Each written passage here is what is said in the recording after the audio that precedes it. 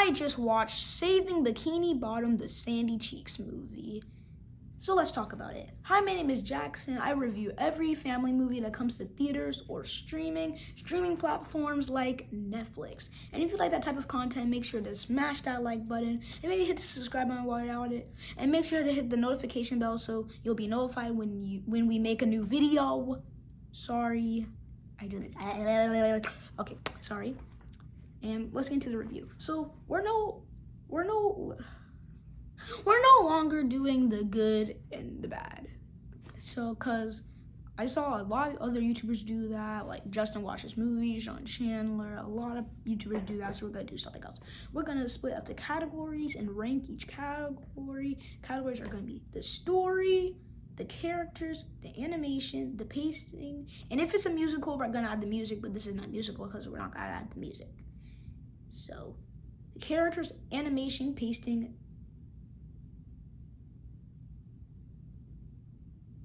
I forgot what the last one was. You guys can tell me. Story.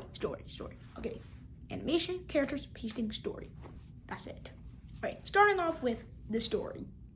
So the story in this movie is SpongeBob and Sandy Cheeks going on an adventure because Bikini Bottom just got trapped up by Boots' marine biology lab, so they have to save Bikini Bottom.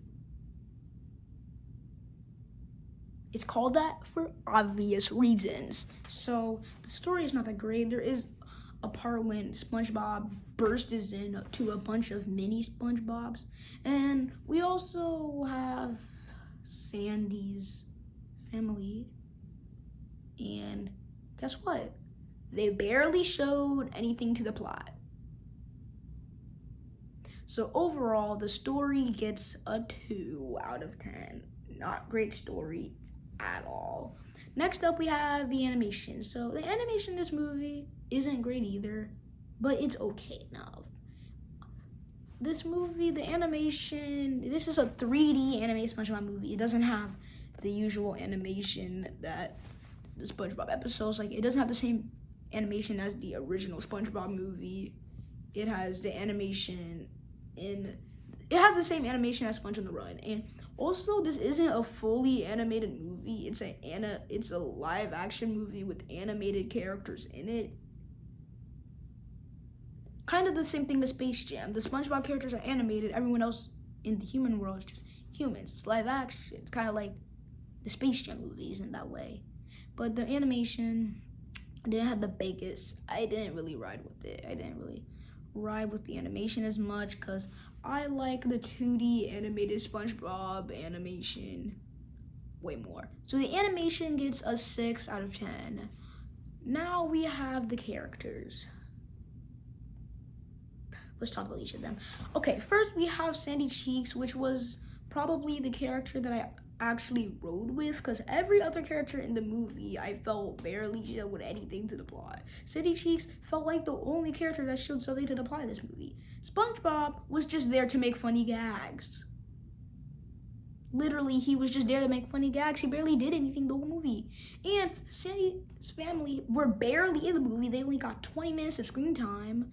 And SpongeBob, Patrick, Squidward, and all the people that got trapped also only got like 20 minutes of screen time, or like 10 minutes of the screen time, and the villain isn't even a great villain. Like, it makes no sense. Her entry is a dance party entry with all the music and stuff. Like, how weird is that? So, the characters gets a 5 out of 10 because only one of them really showed anything to the plot. Now we have the pacing. All right. The pacing in this movie was actually probably the best thing that this movie has. Yeah. Yes, you got that right. The only thing I think this movie has is because the pacing saves it. The pacing is just great in this movie. This movie is an hour and 26 minutes long. Shocker, right? Movies aren't that short nowadays for a SpongeBob movie, actually. And it didn't really feel like a movie to me. It felt more like a long episode than a movie. Like, that's just me. It just felt like a long episode than just a movie.